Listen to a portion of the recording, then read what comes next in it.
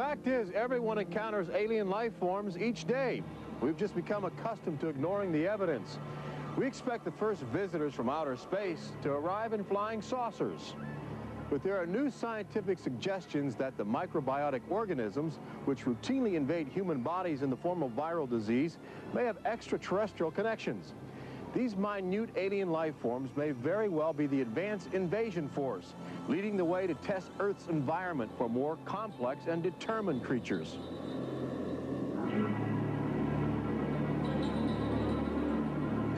The idea is not new. Arrhenius, a Swedish chemist who died in 1927, first proposed the theory of transfermia, the notion that life is universally dispersed, possibly carried by cosmic winds across the vast expanse of the galaxy in the form of viral spores.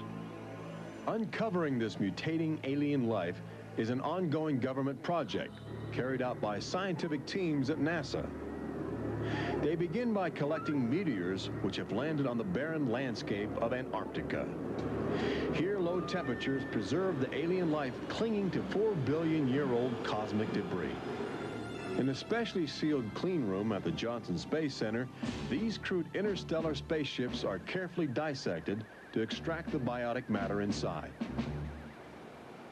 Amino acids, a kaleidoscope of organic compounds, and the chemical catalysts of life are analyzed with sophisticated gas chromographs and mass spectrometers.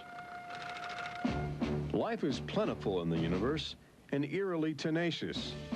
Lately, scientists have found extraordinary numbers of unknown organisms which have gained a biological foothold where we once thought survival would be impossible.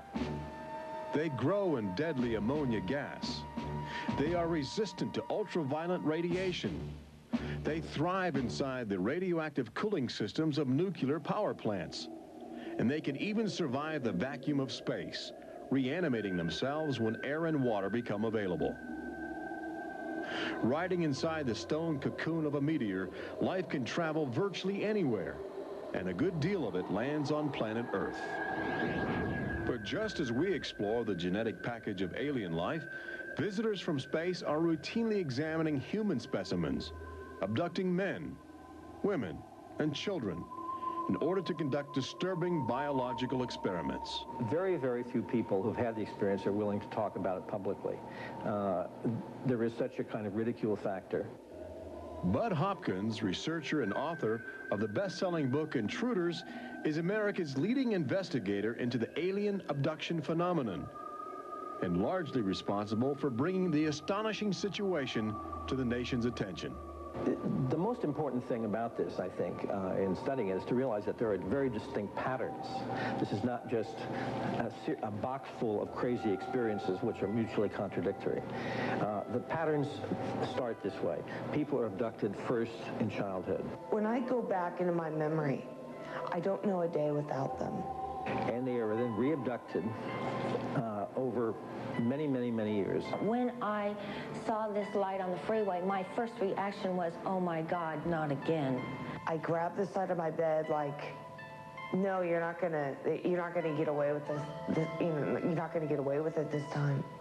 Then I feel lifted off of the bed, and the next thing that I remember is being on a table or a bench and these beings surrounding me. Samples are taken from the skin. There are very distinct scars that result from these biopsies, whatever we want to call them. I have a scar on my hand. It seems to be a triangle shape that's a half an inch by half an inch if you were to measure it. They were just red and blistery and kind of in a large equilateral triangle on each foot. The basic, most common mark is what we call a scoop mark. It's a circular depression, as if the aliens have used a little tool and removed a layer of cells. On my upper left inner thigh, I have two marks. There's a series of two. They're about 1/8 of an inch deep and about 1/4 inch in diameter that people call scoop marks, for lack of a better term. Often an object is inserted in the nostril or behind the eyeball or in the ear, which we believe to be implants. On my shin, between my ankle and my knee, were two puncture marks. In fact, I hesitate to call them that because they were larger and deeper. They were like two holes drilled vertically along my shin into my leg.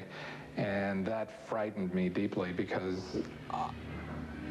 I have no idea how those got there. I could only speculate as to why they were doing that, although I do know that, bone marrow contains genetic material, blood. They're interested in who you are genetically. They seem to be desperate for our genetic material, our DNA, our particular genetic makeup, as if they have reached some point of, let's say, some point of no return in their evolutionary development, and they need to revivify themselves through something they can get from us, a more primitive and perhaps more robust species.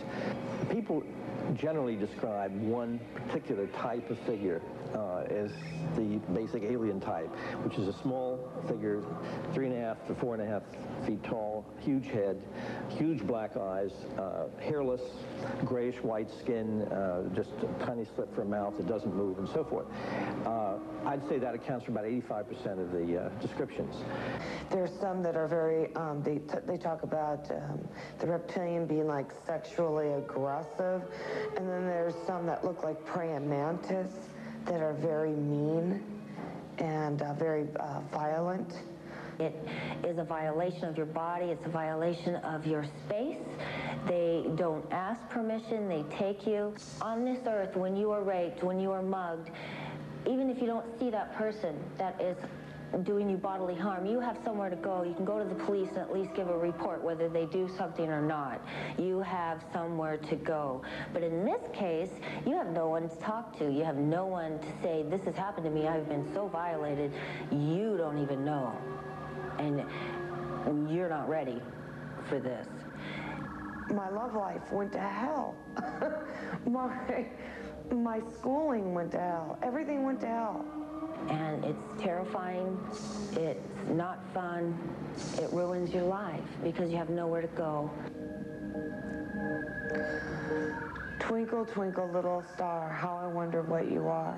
Up above the world so high, like a diamond in the sky. Makes me want to cry.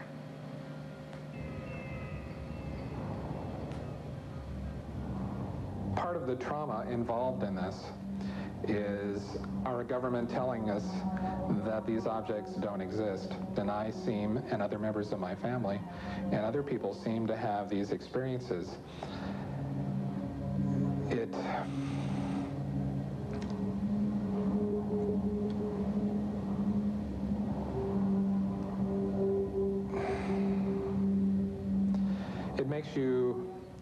makes you doubt your sanity.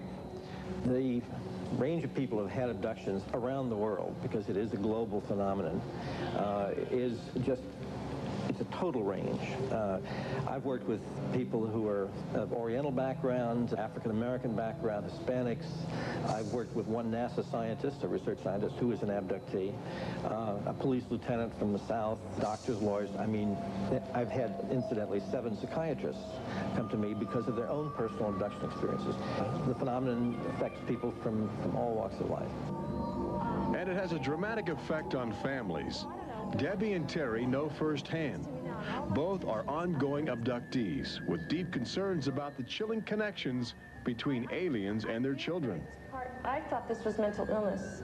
Then my son started speaking about little airmen coming into his room and taking us up, and there was even one point where he said, "They took blood out of you, Mama."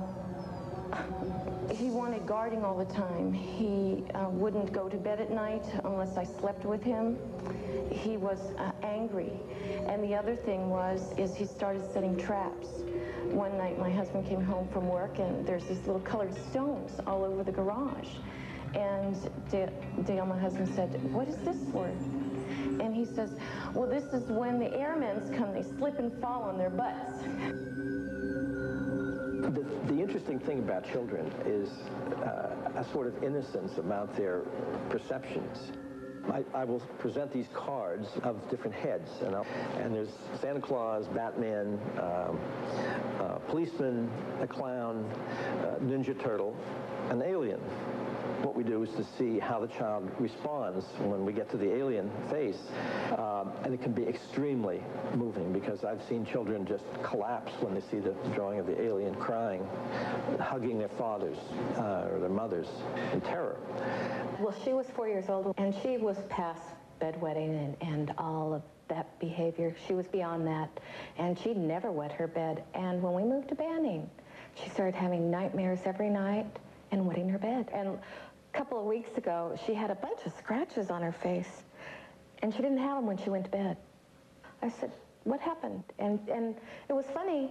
The only thing I could get out of her was that she asked me, do aliens hurt you? And I went, what? And a woman told me, for instance, that her little girl, when she was first able to talk, would tell her about these nightmares of what she called the bugs coming in the room. And they were big bugs with big eyes. And again, there were some physical marks, all the surrounding evidence suggesting abductions. At one point, the mother, a few years later, was getting out of the car with her daughter at a shopping mall, and the Goodyear blimp was coming over. And the little child said, Mommy, look, don't you remember when you and I were up in that thing with the bugs? The last time I had a session, in that session I actually saw Lexi being escorted by two small grays, and it was very upsetting to me. I could not handle the fact that my daughter was being subjected to something that I had no control over. And when I think you have no control over something, that you're so helpless, it's like your child's drowning or something, and you can't save them. I feel like I'm going to go crazy because there isn't anything I could do for my son. I know. One of the most interesting things, too, from a child's point of view, has to do with the fact that communication is telepathic. One little boy drew on some drawings he'd made for me of the aliens. He put on the side of the head, each alien head, a gigantic ear, just one. And his mother said, what's that? And he said, well, Mommy, I know they don't have ears, but I put that there because, you know, they can hear everything you're thinking. When we return, Robert Urich takes you to the new Tomorrowland in Walt Disney World's Magic Kingdom, where Disney Imagineers are creating extra terror, estrial excitement, preparing the public for cosmic contact with a virtual alien encounter.